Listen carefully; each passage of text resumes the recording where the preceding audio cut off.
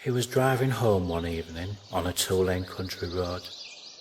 Work in this small Midwestern community was almost as slow as his beat-up Pontiac, but he never quit looking.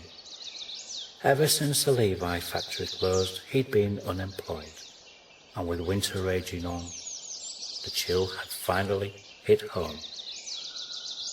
It was a lonely road. Not very many people had a reason to be on it, unless they were leaving. Most of his friends had already left. They had families to feed and dreams to fulfill, but he stayed on. After all, this was where he buried his mother and father. He was born here and knew the country. He could go down this road blind and tell you what was on either side, and with his headlights not working, that came in handy. It was starting to get dark, and light snow flurries were coming down. He'd better get a move on. You know, he almost didn't see the old lady stranded on the side of the road. But even in the dim light of day, he could see she needed help. So he pulled up in front of her Mercedes and got out. His Pontiac was still sputtering when he approached her. Even with the smile on his face, she was worried. No one had stopped to help her for the last hour or so. Was he going to hurt her? He didn't look safe. He looked poor and hungry. He could see that she was frightened standing out there in the cold. He knew how she felt. It was that chill that only fear can put in you. He said, "I'm here to help you, ma'am. Why don't you wait in the car where it's warm? By the way, my name is Joe." Well, all she had was a flat tire, but for an old lady that was bad enough. Joe crawled under the car looking for a place to put the jack, skinning his knuckles a time or two. Soon he was able to change the tire, but he had to get dirty and his hands hurt. As he was tightening up the lug nuts, she rolled down her window and began to talk to him. She told him that she was from St. Louis and was only just passing through. She couldn't thank him enough for coming to her aid.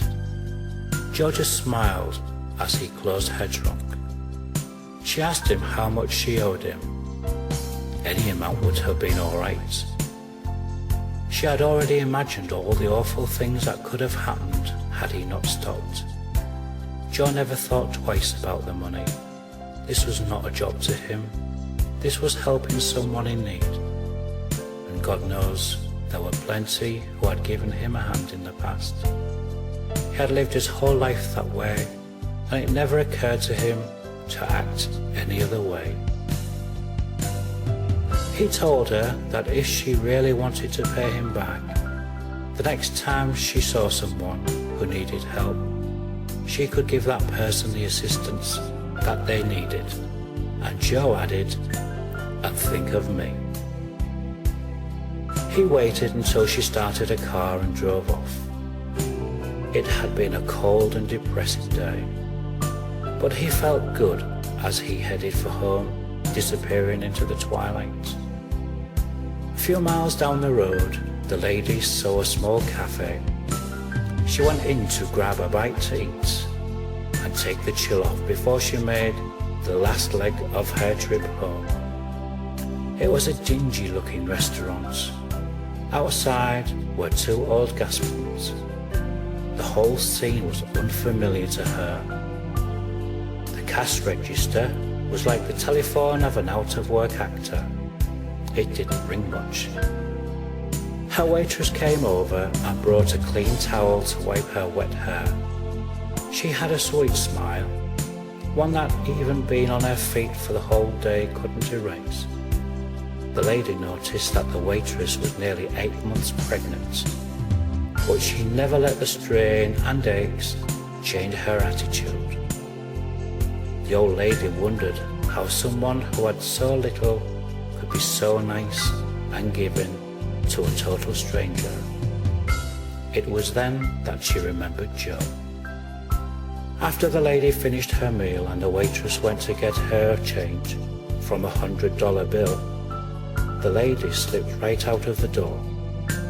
She was gone by the time the waitress came back. She wondered where the lady could be. Then she noticed something written on a napkin. There were tears in her eyes as she read what the lady wrote. It said, "You don't owe me a thing. I've been there too. Someone once helped me out the way I'm helping you. If you really want to pay me back, here's what you do. Don't let the chain of love end with you."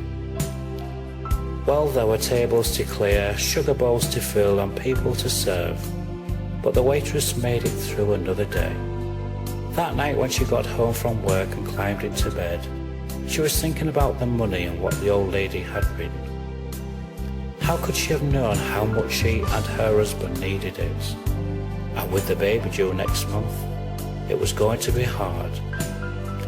She knew how worried her husband was, and as he lay sleeping next to her, she held his grazed hands and gave him a soft kiss and whispered, soft and low, "I just know everything's going to be all right.